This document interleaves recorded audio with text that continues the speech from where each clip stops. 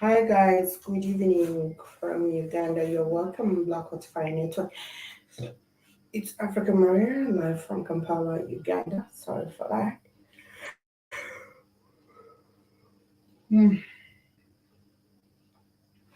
The rainy season here is so very, very, very much. It's raining from morning to throughout the night to another morning and throughout. So, um, 2 days ago we had a very, very, very huge and heavy downpour that we had our trees harvested by the rain and the wind and everything. But yeah, we managed to maneuver. So you're welcome on Black Hot Fire Network. It's Africa Maria. Now today we're going to discuss about bad leaders in Africa. Now we've been having a lot about Africa's politics, and yes, everyone out there would be questioning themselves like as to why Africa is always having these bad leaders. Why is it that we talk about bad leadership? Why is it that just do my the other side? Why is it that we talk about bad leadership? Uh, but in the end of it all, we still go ahead and still, you know, have these bad leaders back in power. And if still we are having change, we still voting bad leaders. Is it that there is no democracy in Africa, or are these people so blind to see what is going on? There could be possible reasons of course, vote reading and, of course, automatically reading votes through computers and satellites and all that. But also we have some other issues affecting Africa in its political system, more especially when it comes to change of power. Now, most Africans down here in Africa have a tendency, of course, of tribalism, stereotype, and all ignorance actually being the number one factor. Tribalism and other things affecting Africa's judgment. Terrible.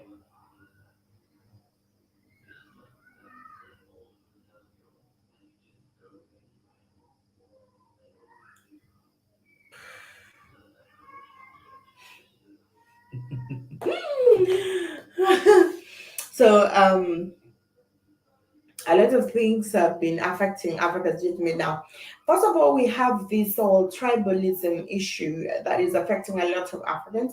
That if you do not respect or try even to understand what someone else is talking about, if that person is not the same tribe with you, like they call it tribe shit, and if you do not actually most Africans who wouldn't want to vote people who do not speak the same tribe with them simply because maybe um, they feel like these people are very far from them. Unfortunately, this is the reason as to why we're having a lot of people re-elected into governance. And we still have an issue of course, vote region, yes. But on the ground, these are the issues now. We also have some other people who have closed mind, like they are so very much scared of change. And if you look at the history of Uganda, actually, I always love using examples of places I know best. So if you look at the history of Uganda, most elder people will tell you what we experienced before this regime we wouldn't want to experience again. Now, these are people who are very rigid. They don't know how the world is moving today. They are still stuck in the past that they do not trust anybody with the leadership, but rather trust the current government because for them they feel it has brought change in this country. Now, before now, during the days of Idi Amin, of course, it was from Idi Amin that Seven came into power. This is the current president of Uganda, of course. We had issues that were affecting the government and also the people in this very particular country, where, of course, those who were there at that time felt like they really needed change. On the previous show, I spoke about tactics that were used here during the days of Amin, of course. They were used by the current government. At that time, they were still in the bush and the rebels, and they were fighting the Amin regime. Sorry. Amin's government. There are a lot of bad things that were going around. People were, the soldiers were raping women, forcefully sexually harassing women. Young kids were killed. At exactly 6 p.m., people will be locking themselves in the houses.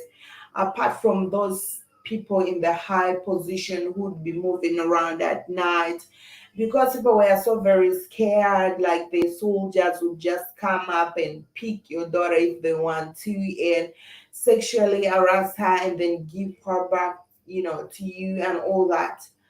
But Amin was denying this act, and his soldiers were still denying this very act. So, according to research, of course, there are people who are doing this. Of course, when you make the citizen hate the government, definitely they will agree with your rebellion and also join you to fight and bring change. But these all issues were only caused by the rebels at that time who were in the bush. And of course, we are seeing a lot of prominent people in the government of Uganda right now who were in the bush at that time. One, we have one of the opposition leaders, of course, which is called Colonel Dr. Kiza Besigye. Colonel Dr. Kiza Besigye, you can hear the word Colonel. He was a soldier and he was in the bush at that time. They were rebelling against the government of Uganda. Now, Colonel Dr. Kiza Besigye, and we Kanye Hamba, and a lot. There are very many people right now who are in the government today, and actually, most of them are really opposing the current government. So, if you look at the situation and you see what is going on, like right now, if there's someone who understands the game of politics, you realize that the things are being done. They are playing the same game that he played when it came to Idi Amin. Now, of course, they're trying to play this game so that they can win exactly the way he did win. Now, these people laid their games down. Maybe it wasn't his idea or it was somebody else's idea, who cares? But someone is playing the same games he used to play at that time. Now, if you look at the citizens of Uganda, more especially people who are living in rural areas who have ever experienced this, when you tell them about, what, you're voting in wrong, you should stop this man. I mean, this man shouldn't come in power. I mean, should step down.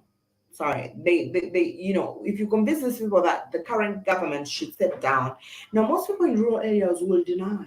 They will disagree. They will deny because one thing they'll tell you, we used not sleep in the houses. It is this man that brought the peace. If you look at all his documentary, of course, people are talking about peace, the peace he brought. He's the one who interrupted the nation. He brought interruption, and then he told the people he's bringing peace. So, what am I even talking about? Did I even say that? Whatever. So, people, after interrupting the peace, he brought the peace. So most people who were affected at that time still believe that he brought peace to them, so they don't want to see him change, and he has to stay in power because he brought peace. So who wants this man to step down is the reason why Uganda is the way it is right now, just like it is happening in Rwanda, where Kagame tells them, I brought peace to you. So there is no way I'm going to step down because I brought peace to you. So, what, I own this run, this place is mine because I'm the you see, this guy is something to do that shit. But if you go back and check, actually, I'm not talking a lot about that. But that is Africa now. It is always a mind game. We know politics is a mind game. It has played with people's mind all over the world. This has not only been in Africa, but the entire nation. So they play, the hypocrisy. They also play, the sorry mind thing. So everything you have to do is to play with the people's mind to make sure that these people fall for your crap, to make sure that these people fall into your trap, to make sure that these people are very convinced of your manifesto and everything. So now, most of the Africans, first of all, we are living in a poor state now. Like right now, I was telling Keith sometime back when he sent me my, my pay. You know, in my country right now, it is raining cats and dogs like every time. If you look at the food, it's very expensive, actually. I may have a chance of having something to eat. I may have breakfast, lunch, dinner. I got, some people who take care of me as well. But I feel sorry for those ones who do not have people who care for them. Actually, I do feel sorry because it is raining every day from morning to another morning. You have to move out in your raincoat. Last week I moved out in the rain. I couldn't find a border and all that, you know. But I had to move out because I was supposed to go to school. I did not want miss. So if you look at the corn flour, it's something that everybody consumes here. It's very expensive because the maize cannot dry because there is no sunshine. So for those who have the flour and for those who have the maize seeds are selling them very expensively. So if you cannot afford maize coin here, if you cannot afford corn flour here, that means you cannot afford food.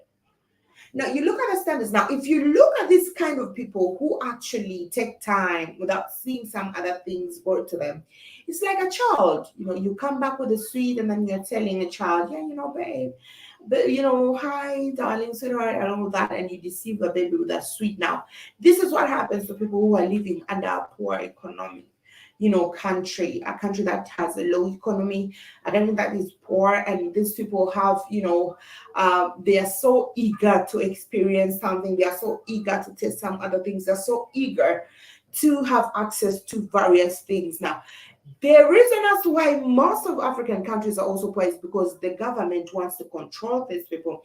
If you keep people in absolute poverty, that's the one way how you can control these people. Poor people do not think. Poor people think with their mouth. They think with their mouth. They don't think with their brain. All they want is to eat. And they don't think about tomorrow. I just want to eat right now because I'm hungry. So I don't care if tomorrow I'm going to be hungry. All I want is to eat right now. Now that's the African government. And that's why the African government makes sure that they keep their citizens poor because that is the only way they're going to control them. Exactly, Maria. That's Kagame. I'm president for life, period. And if you disagree, I'll shoot you in the head. Exactly. Now, this is something I've been telling people. There's some people who like really who worship Kagame, but I don't know the dirty he does. He does a lot of dirty things. He plays dirty games a lot. But yeah, people still do like him, of which yeah, he has done something good for his country. But there is no democracy. There is no freedom for anything. There's no freedom in, Rwanda for anything. No freedom. No freedom. You don't talk your mind.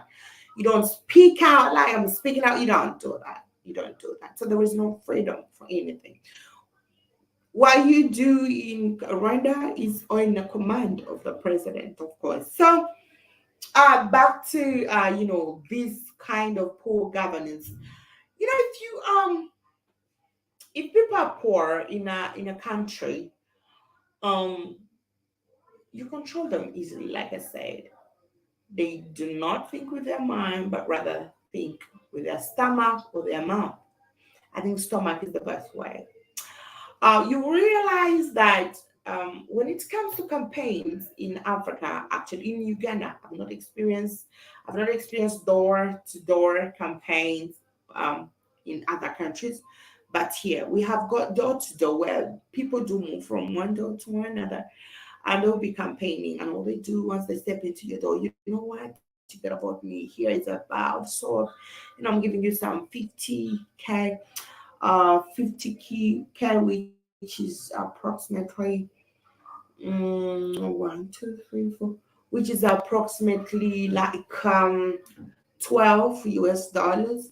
And someone will be very excited because they've never had that before. They've never touched this before. and nobody has ever given them this amount before. Now that is what happens down in the village. And these people down in the village are the people who always follow the government programs. Are we going for registration for voting? They're there. Are we going to get voters' IDs? They're there. Are we going to, for census? They're there. Everything that always there. They're doing the things even more than the educated people, even more than those people who see clearly, even more than those people who wish for change. And that's why. Now, the people who usually vote are even people who do not understand how this matrix works. But for them, they have ever experienced a bad government, and their grandparents have told them how the current government has resurrected them from, shitholes and all that suffering, and they end up really voting for these very people. Now, in Africa, tribalism is also one of the reasons as to why we still have bad leaders in power. Um, you know, when I'm talking like here, when I'm talking about some good people, um, when is they talk? When you talk about some people like here, I very much try not to involve the tribal part of me, the tribal connection of me, and some, politician, because to me it feels for the stereotype and how the experience I've been having with this tribal feelings towards leadership is very appalling that I usually try to neglect that connection part. Now, here in Africa, first of all, the reason why I will go and make that line to vote is because this person speaks the same language with me. Okay, are you a Bantu speaking man? Do you speak the same language with me? I'm coming to vote you. I don't care your agenda. I don't care your memorandum. I don't care anything. All I care about is that you're speaking the same language with me. I'll use an example. When Bobi Wine came into power, a lot of people, when he came into politics, a lot of people were like, we are not going to vote those people. From Genesis, they were being traitors. They sold us, they wrote writers inviting all these guys to come down to Africa and enslave us. I mean, we are not voting for Bobi Wine. He speaks that particular tribe where these people are traitors all over the world. I mean, we are not. So you see, and actually, he also knew how to play his games. First of all, he went down the road with religious issues. He is a Catholic man, he's a Christian, but he knows these kind of people here are not so into really the Catholicism, they're not so much into violence. So he jumped and went on the sides of Muslims. If you look at his entire cabinet and most of the people who support him, and most of those people who are his right hand people are Muslims. The Abduls, Isas, Erimutue, Plaumatal, all these guys are Muslims. Now, why did he choose Muslims at a time? Why did Bob Wine choose to have Muslims around him? When the one thing you always use is that I want to give you peace. You, as the Muslim people, this country has never given you peace. Every terrorist, every person with a gun in this country is a Muslim. I want to take that out. I want to introduce to you freedom so that you should not be called terrorists and all that. And so Muslims felt like, yeah. So a lot of them really wanted change. And he was promising to give them big positions. If I become this, I'm going to give the Muslims a big position for the first time in this in a very long time. We are going to see vice presidents who are Muslims. And what does that put to the Muslim part? And then he knew we got some others who are rebels as well. This one I agree with it 100% because of what we've been seeing going on. So he knew if he has these people, it will be easier for him to rebel. They are so barbaric. There are people who are so, when they put their mind to something, they make sure that they do, afford it. And then they also know that Muslims are people who work together. So the moment they know Muslims are being, the government is against Muslims, of course they will stand against that. And there are people who decide they can even start killing people anyhow. For them, they don't really care about a lot. Killing isn't a crime when it comes to Islam. Killing somebody for your peace is, in fact, a reward in heaven. So he knew this thing, and he had all these cabinets, and he had a lot of Muslims supporting him. The biggest supporter, of course, the biggest population were for Muslim, because he promised them. And now, as homosexuality kicked in, they started withdrawing a little bit, Muslims and their beliefs. So they started withdrawing a little bit from him.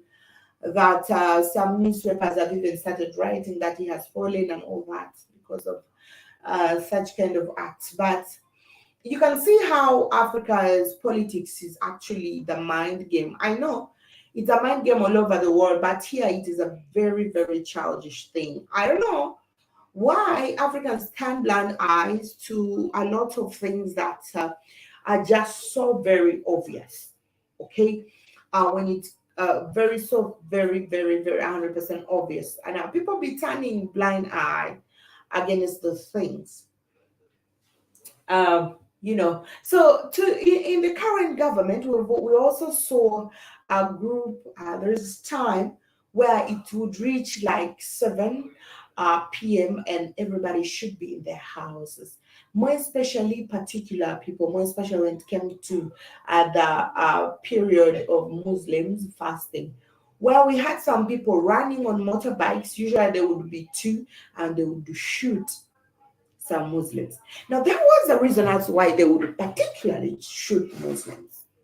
They would come for Muslims. They would know, now this time you're going to kill this Muslim from this side.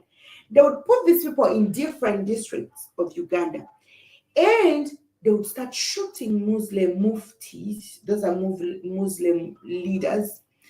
And just from their prayers during fasting, they shoot them dead. What does that mean?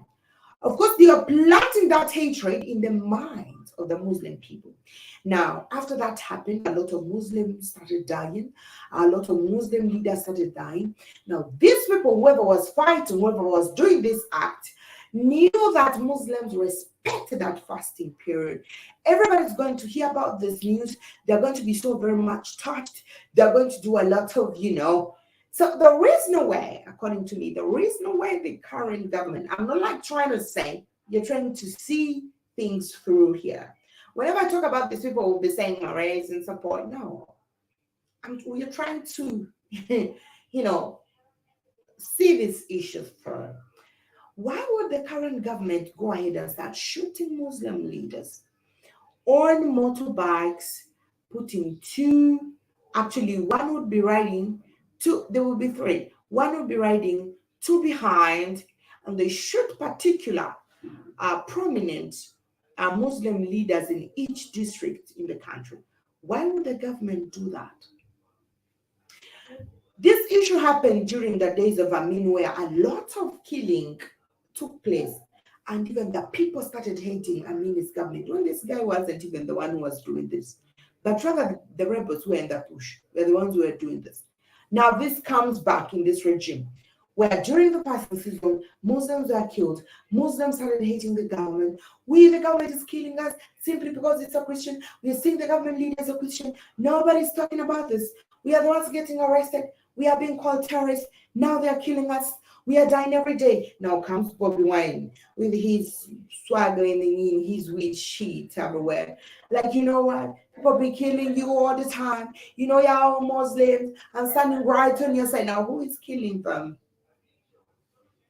If you're somebody who understands this matrix, you will know who was doing this. To the point they started arresting, I remember they arrested like 3 guys, and some of them pinpointed out some other people who sent them.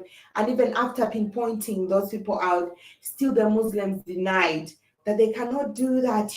This must be the hand of the government. They do not even like us, and all that. And then comes a guy who promises you, heaven and earth and all that. now Muslims just cross and they start supporting. But though others were not believing it, now you can understand what these people do. They lay their ball, and Africans are people who are very easy to manipulate. From history, we've been manipulated by bazungus. We've been manipulated till today. We are still being manipulated. Maybe we are so soft-hearted, or we do accept people so very quick. We do not think about things. We don't think through. We just embrace or accept whatever we are being told. And probably that could be the reason that's why we are going through a lot that we are going through even right now.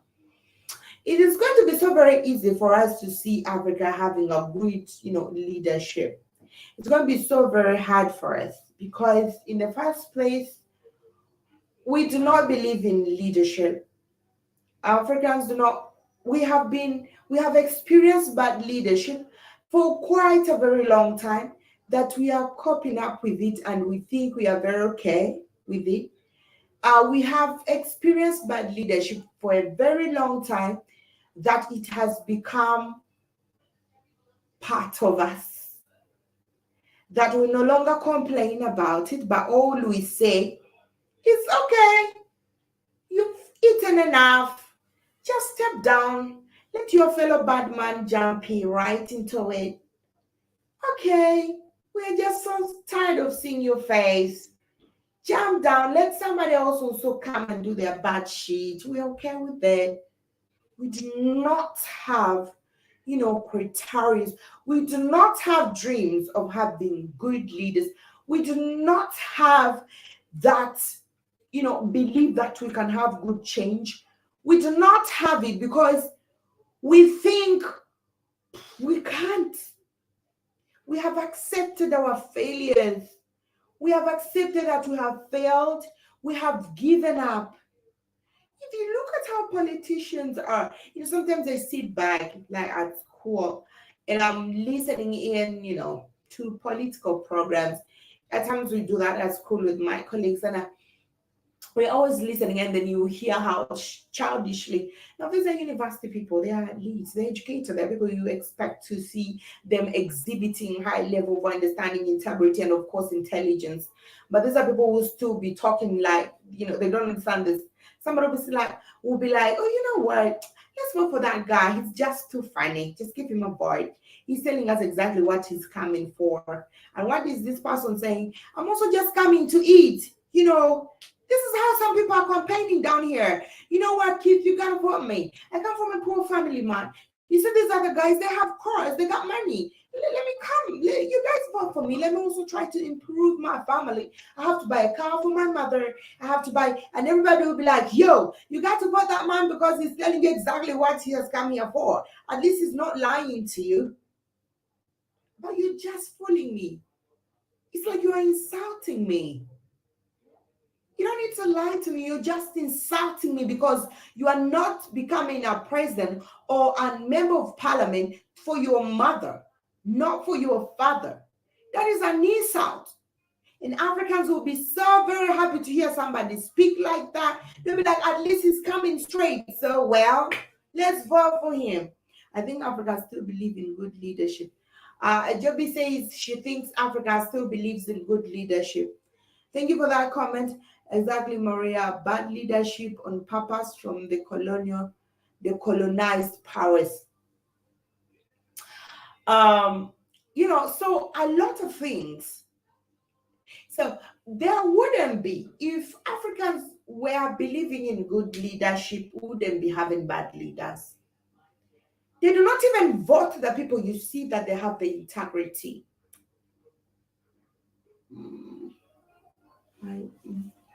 They do not even vote for people that you see are capable.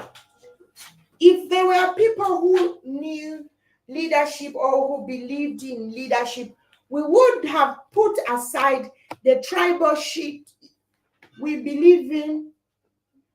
We would not be believing in tribes. We would be believing in the capability of individuals. Samantha, Montana and Naka Church. we would be believing, we would not be believing in the sorry. Montero laptop had charge. We will not be believing in, the tribalism thing. If, but of course, most people even say, let me ask Joby, when last did you vote? Did you vote last time? Don't worry, I'm not going to ask you who did you vote for, but did you go and vote? Most African youths actually decide not to vote simply because for them they feel even if they vote, somebody else is going to be elected. Somebody else is going to win the vote. But how shall we know whether this person has won or not when your person is not going to vote? You're not going to vote, or you're not going to. So Africans at one time, they're sitting so reluctantly. I personally don't think they believe in good, leadership. I don't think. Because if we're people, maybe we believe in good, if we believed in good leadership, we would have brought that change. Joby says she has never. She says that she has never voted.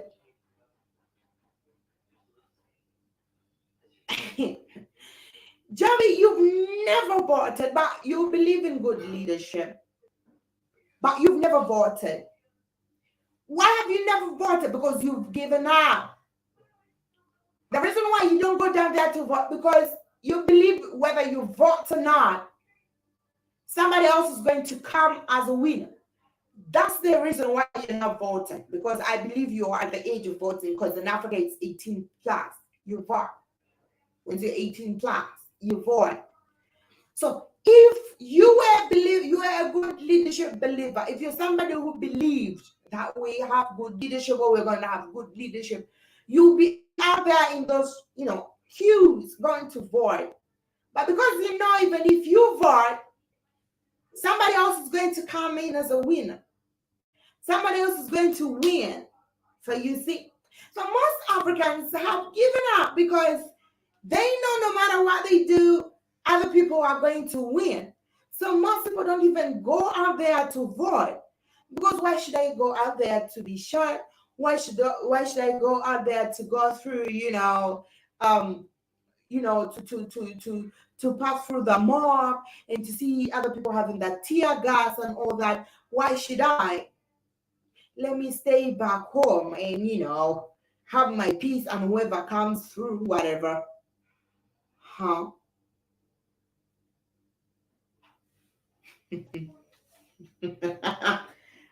Mom, njera laptop yanga charge. Ewayegyo. Okay, bye. Quick. Yeah. Ekura bongisikire. Eje pate jakumara. Put it on. I'm waiting to see.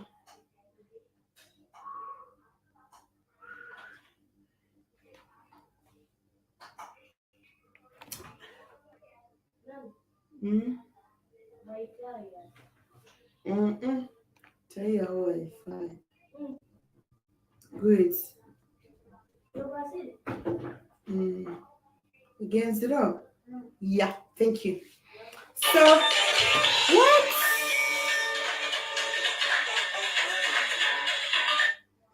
Sorry.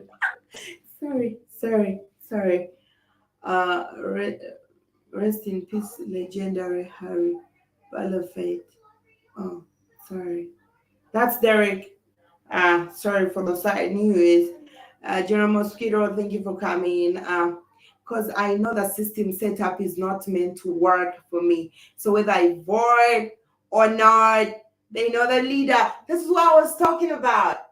That's why she doesn't vote. This is what I'm saying. Africa have given up. Africans have given up, Joby. This is what I was saying. You prove the question. You prove the point. Most people have given up. They just, whatever come, whatever. whatever. If Joby thinks like that, can you imagine how many African people out there think that they won't go out to vote simply because somebody, is going to come through? Whether we vote or not, there is an automatic elected person who is coming through. Okay? You see, he's saying that I'm not supporting puppetism, but I've not given up. No, I don't know what, why you are not supporting it, but you have not given up, but you're sitting right back home with you're not giving up. And come on, Joby. Anyway, anyway, Joby says she does not go out to vote. She does not support puppetism, but she's not going out to vote, but she has not given up.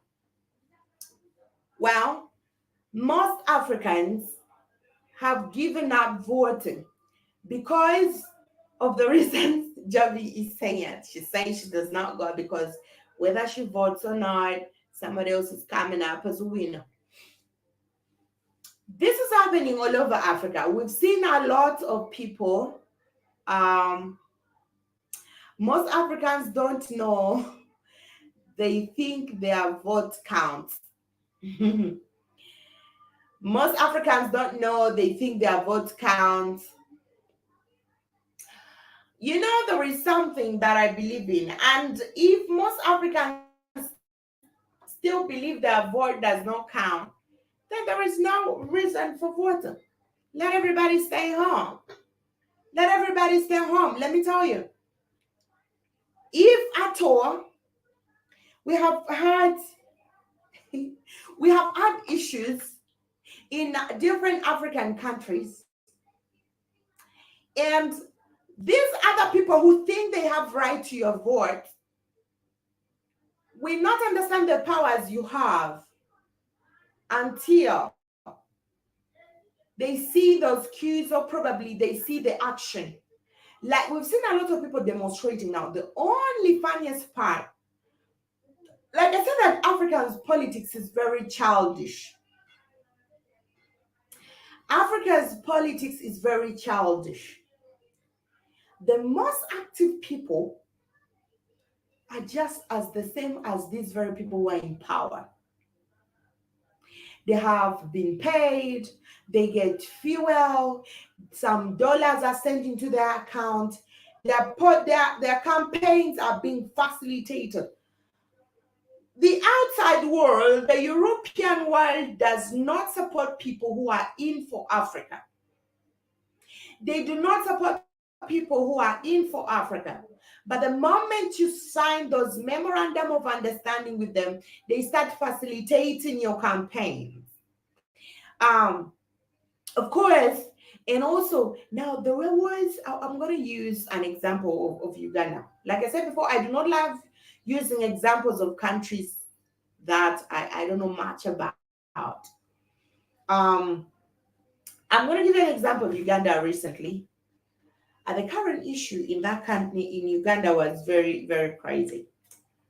And I remember Greg Davidson commenting and saying the current president of Uganda was shooting some other. There is a time even Bobi Wine actually made it public that he has his kidney were poisoned. If y'all guys remember, now the guy is even walking very healthy. That his balls were pressed and the balls have busted.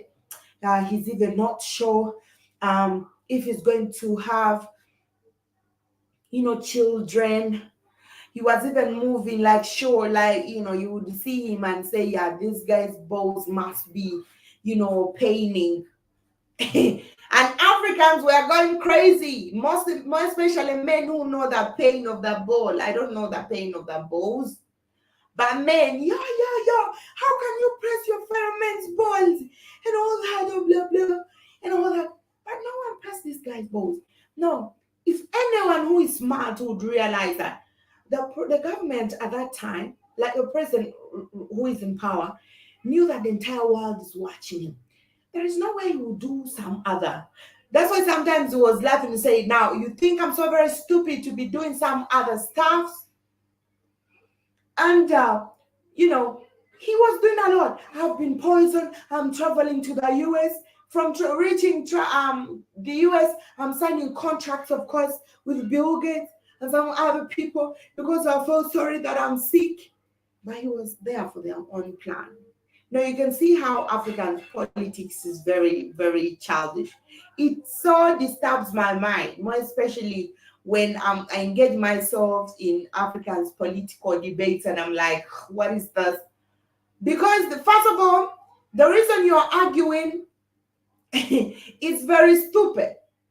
You are arguing for the government, you're also arguing for the opposition. These two things are stupid. They're all the same.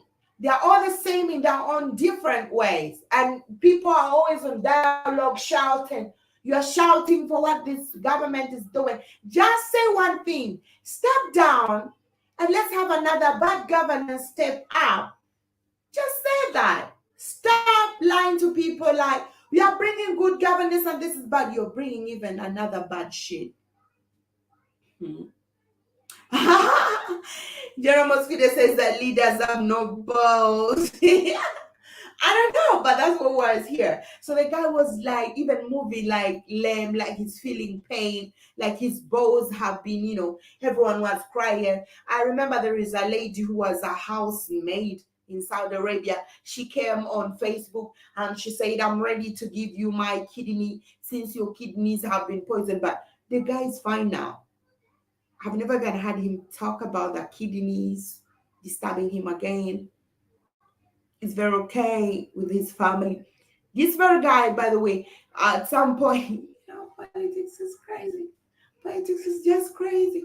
More especially when it comes to Africa, because Africans don't think right. Sometimes they just sit right on their cultures and they do not see, the reality apart from that sorry thing. We are being so very much driven by emotions than, just like last time Lando was saying. We are driven by emotions. Politics, you are not supposed to use your emotions politically, but your brain, because actually these people know how to play with emotions.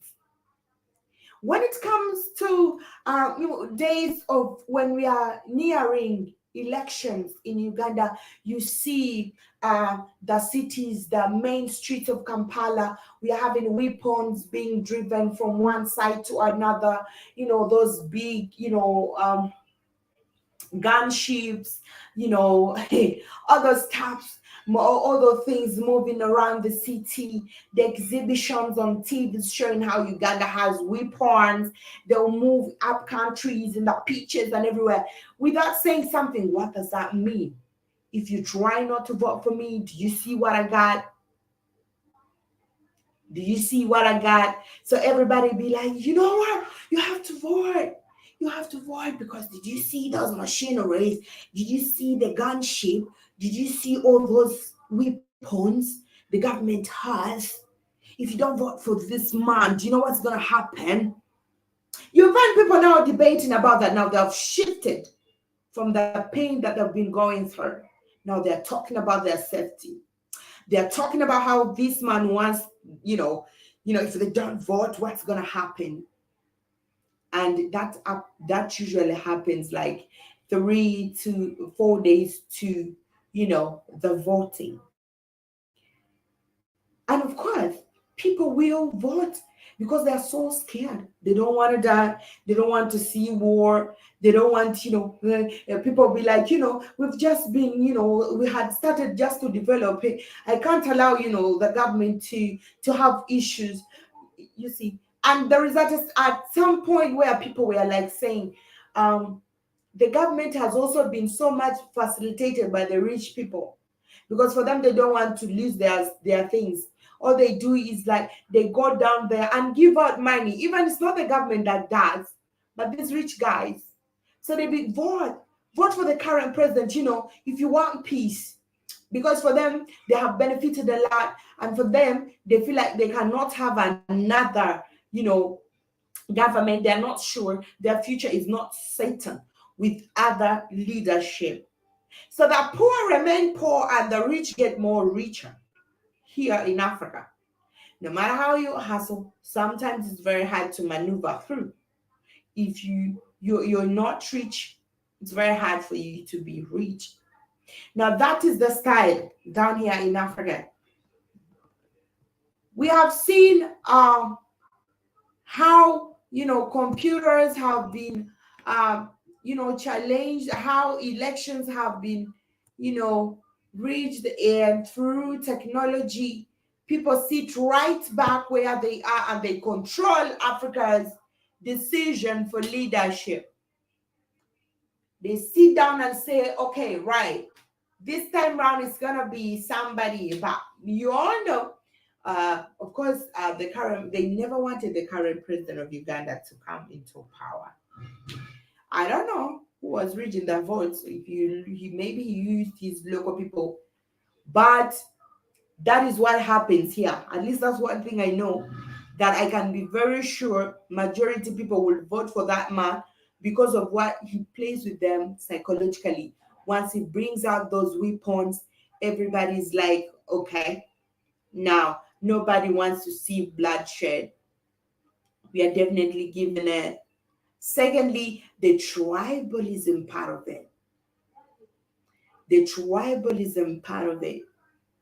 Thirdly, that guy knows how to play with their mind. What he does, if you don't speak the same tribe with him, he comes to your area, does some stuff.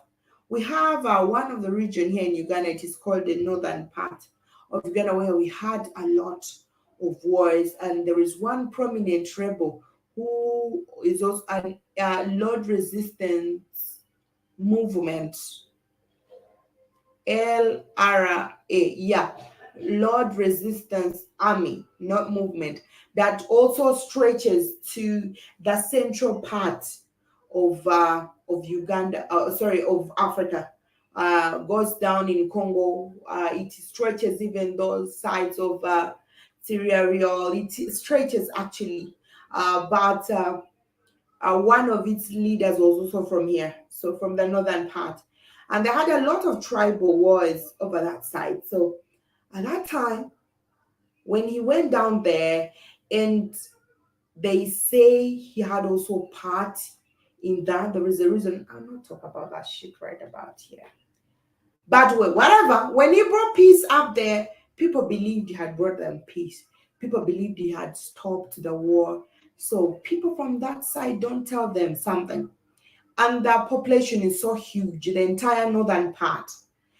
So right now, Uganda has discovered gold. It has discovered a lot of minerals, the gold, diamond, uranium, and of course, well, our oil is not ready. So what is doing to places where they have discovered those minerals right now is like the entire government is concentrating in those people. Those people, that place has people who have been neglected for a very long time. Now the concentration of the entire country is on those people now. They are trying to bring them some things so that they can drive their mind away from these minerals.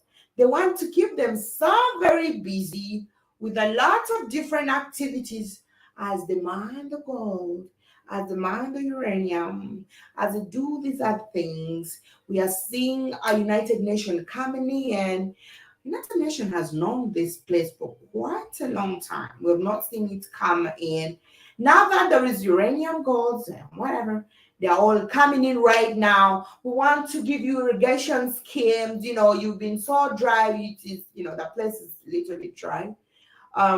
It has nomadic people. So we want to bring you irrigation schemes so that you can start farming. Uganda's backbone is farming, all that shit. So they want to drive to drift their mind away from the minerals that have been discovered. As they concentrate on these irrigation stuff, they have to do the farming. Farming is good, they support it. But where was the government before now? Why didn't they mind about these people before today? Why is it right now every government project, program, all the government, officials, now they are starting even to buy land there because minerals have been discovered. Minerals have been discovered actually to about like not like 6, like 8 districts. So the government is like concentrating a lot on these districts right now. And there is a reason as to why they're doing this. I know somebody may say it is okay for you to maintain those places because there is a lot of transaction, trades, and movement that is going to take place around those places. But what happened to those places before now? Okay, Maria, African leaders have no boards. Most African so-called leaders should be shut at down. Busman Stephanie, right in the house, you welcome Stephanie Busman. Busman says most African so-called leaders should be shut, shut down. True, because there is a lot of greed, a lot of selfishness. There is nothing like, for my country, it's always for my stomach. And most of the leaders who usually concentrate on their citizens, of course, they are being called names. Even the citizens themselves. Now, it comes so hard, like a family. I'm going to give you an example of a family. When you're so soft on your children, everybody knows that they may not become something good because you're not teaching them that discipline. Every good thing comes hard. But we've seen the good presidents who are being insulted today, for example, like Idi Amin, who people till today blame. Now, this is a man who was very principled. A country is like a family, it's like a home. So you have to put some nuts, you have to tighten something. You have to make sure, at least let people understand this when they're enjoying the fruits, and they'll be like, okay, last time, things were like this. Okay, this is the reason as to why. Well, now we are celebrating. That was what I mean used to do at that time. But most of Ugandans, actually, some people who did not understand still, blame him. He was someone who said things straight. If he wanted something, he would. If Amin made you the minister of roads, if he made you the minister of roads, one thing he would do is, I'm making you the minister of this. You have to make sure that you do your work effectively. And if you don't, my dear, that means you have no use in this world. That's what he used to say. So there was no grabbing power. Everyone was just running away from power because they knew right the moment you do not fulfill the promises that you swore to fulfill, he would say, what is your purpose in this world? If you have said you want to be the minister of this and you have failed, what is your purpose? Why did you fail? So a lot of people were running away from power. Everyone did not want, because they did not believe in themselves, but he would appoint people he felt that had the potential. He would appoint people he felt that had the capabilities of, making it through. So imagine your president assigns you to be a minister of whatever, education or sports, and then you fail. And that's where we had a lot of Ugandans winning Olympics. Because one thing I remember, my mom told me, it was like saying, the minister of sports, if you do not win the entire world, you're going to tell me why you are the minister of sports. We are black people. We are supposed to be winning shit. We are supposed to be winning all the time. If you do not win, and I can tell you, we had the likes of John Akibwa, who won at that time, I think was the first to win the long race at that time. So Uganda really participated. It had a few participants, but they really did great because of course the exercise was so hard and everything, because these ministers knew that if we fail, we are not coming back home. So that was for you. Dwight Davidson is right in the house. I can see Lando Winter. Thank you very much for coming through, Lando. Whew, I was like, where are you at?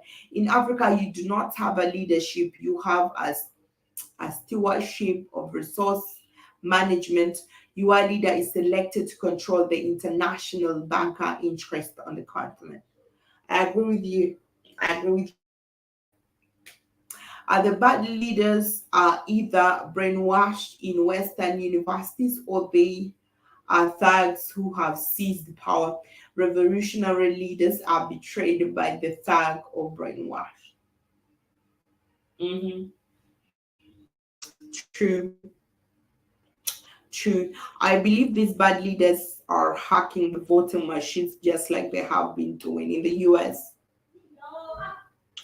And I don't think even there is hacking a voting machine. There's everything they just stand up, no matter how you tally those things. They'll just get up. There is in the end of it all, there's one person who will announce the win. And I guess this is the person they play with. So this is the person who announced, okay, Dwight Davidson, you won. Has won the elections no matter what the tally says. That's Africa for you. So it's crazy here in Africa. Like Lando says that we have people who are just managing the resources for the bankers. Now the entire African nations, the entire Uganda is now on heat. They're on heat because of the minerals. People are not sleeping, cars moving in and out of those, areas, because now all they want. And now this is the reason that's why sometimes you see people don't want to step down on power. Now I've been through, these people, when they do not have the minerals, now they have the minerals. Why should I step down? I have to enjoy this. Why did you come here to enjoy? As a leader, you've not, yes, you're going to enjoy the, little privileges as a leader, but the basic reason is for you to bring change to your people. The best purpose of you as a leader is for your people to enjoy, not you. Leaders are not people who need to enjoy, but Africans leaders want to enjoy. They don't want to suffer. They don't want to go through, the sweat. Now, most people, I cannot step down. We've discovered oil. I have to take it through all the way until the oil is exploited to maximum. That is African leadership for you. Most African so-called leaders should be. Exactly, but who will shut them dead? Who? Stefan Bosman. Who's going to shoot those guys dead, first of all? Why have I selected this that way? So in Africa, politics is just like that. People don't go in to vote simply because they believe whether they vote or not, somebody else is going to win. People don't go out to vote because they believe whether we vote or not, somebody else is coming through. Just like Joby was saying, she believes in good leadership, but she does not vote. That is the majority of people. They do not go out there to vote because they have given up. They're disappointed. They feel like whether we vote or not, somebody else is coming through. Then why should I go out there to lose my own life while I'm fighting? But anyway, thank you guys for coming through. Thank you very much for supporting Black Hot Fire Network. I can see Lando Winter right in the building, Dwight Davidson. Thank you very much for coming through. Stephanie Boisman, thank you very much for coming. General Mosquito was here. Joby right in the house. Keith was here as well. Thank you very much, guys, for supporting Black Hot Fire Network. Any black face in power position on the continent in colonialism. True. But what can we say about that? That's true. That's true.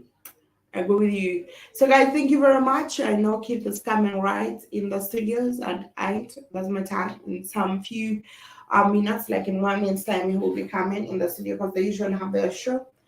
I came in a little bit late, so that's why. But thank you very much, guys, for supporting Black Hot Fire Network and always for being here. This has been Africa Maria from Uganda. Thank you very much for supporting and also loving my show. See you next time tomorrow. I will not say same time because I cannot be so sure of the electricity. But thank you very much. Ciao, ciao. See you next time.